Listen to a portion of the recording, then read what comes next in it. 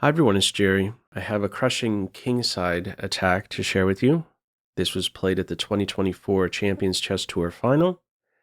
This was the very last game of the event, held on December 21st. On the white end, Magnus Carlsen playing against Nepomniachtchi. Match situation going into this game. Carlsen had 3 points, Nepomniachtchi 1 point, in a race to 3.5 points. Nepomniachtchi needed to win this game in order to continue the match.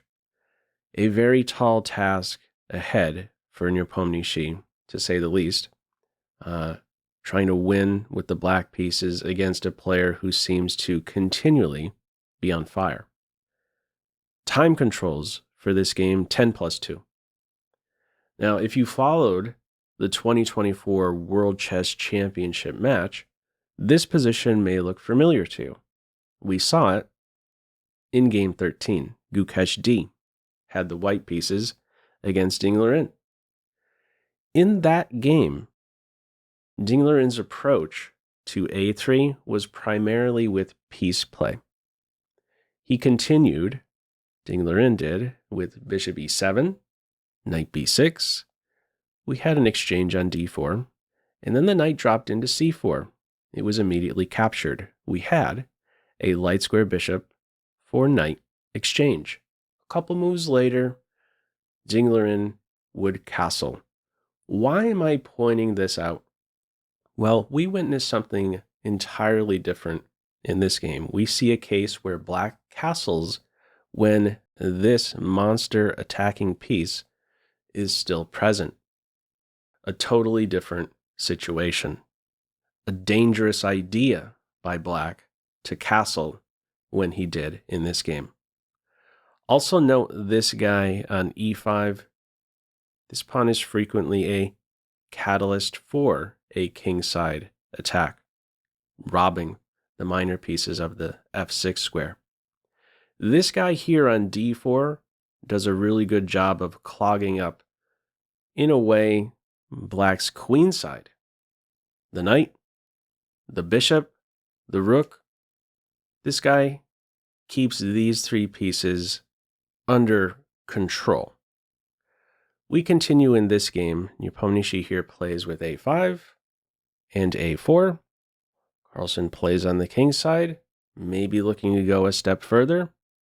Also, this could be a springboard for a knight, a bishop. There could be some fishing pole ideas, dropping the knight into g5. A piece capture or even a pawn capture and the rook would spring to life. Also, caveman idea. Rook h3, g3.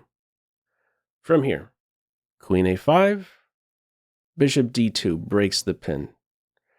White wants to stay in a position to meet c takes d with c takes d. Queen b6, rook b1, easy enough to defend b2.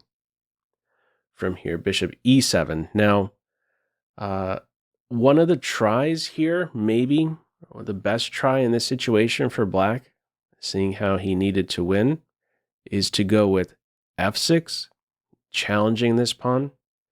It's better to challenge, if black's going to go ahead and play f6, it's better to do this while the bishop remains on home base.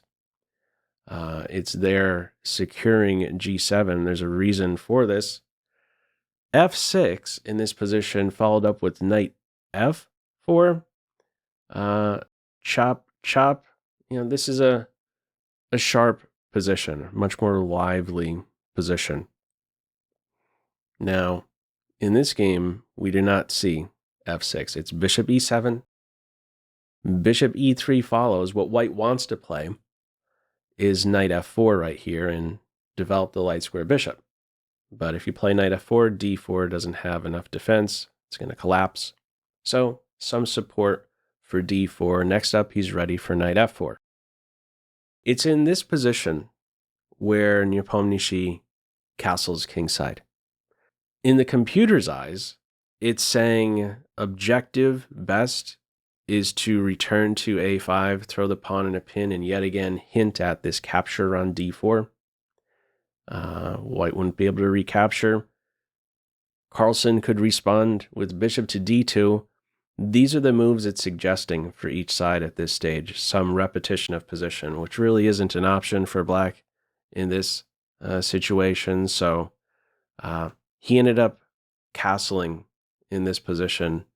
It's a losing move. We're going to see exactly how you can punish this early castles. Not a single piece or pawn has been exchanged. This center remains strong.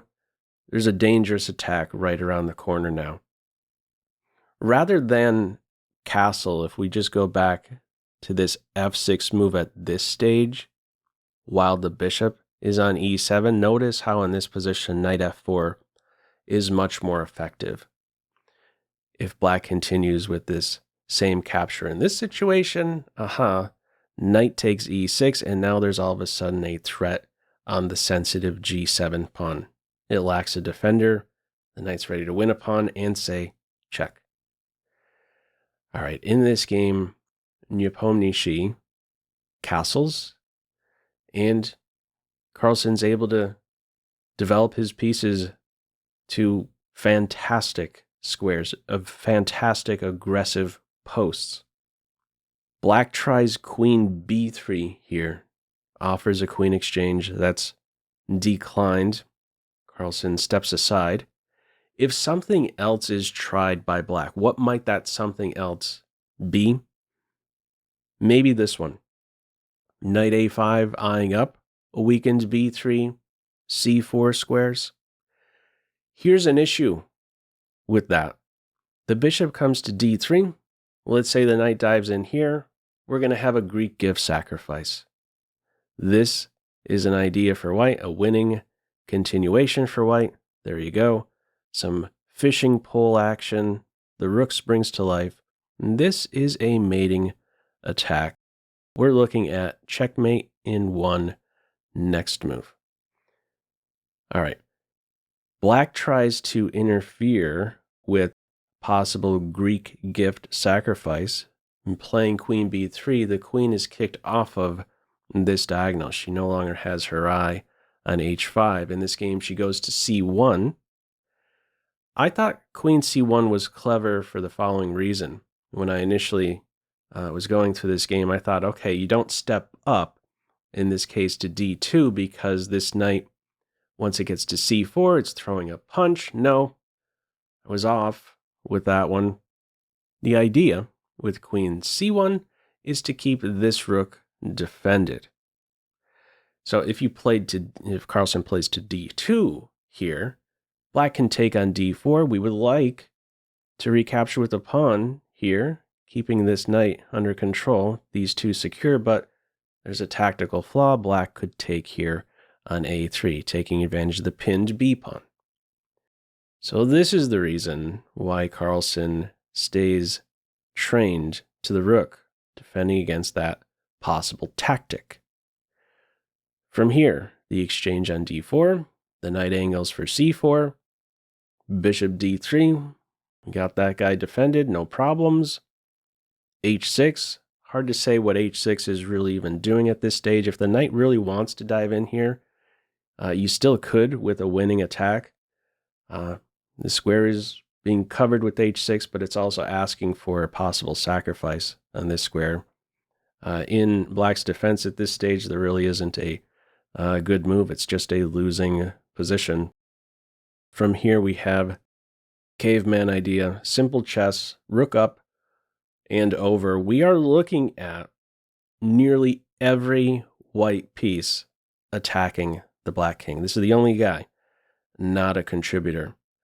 We're looking at, what is this, about 26 points worth of material ready to attack a king who has how many pieces around to defend? Pretty much no pieces around to defend. These guys would like to make use of f6. This pawn is saying not so fast. This is crushing. What's the try from here? Knight c4. Queen's given a kick back. Knight h5. Knight takes bishop. What's right around the corner for Carlsen is bishop takes h6, pawn takes, queen takes, mate on g7, killing. Black at least defends against the sacrifice on h6, takes the dark square bishop. That was the bad bishop. This guy, this killer light square bishop, is still around. The try from here is with f5. It's completely busted. Rook g3. There's two threats here. Both of these pawns are now hanging.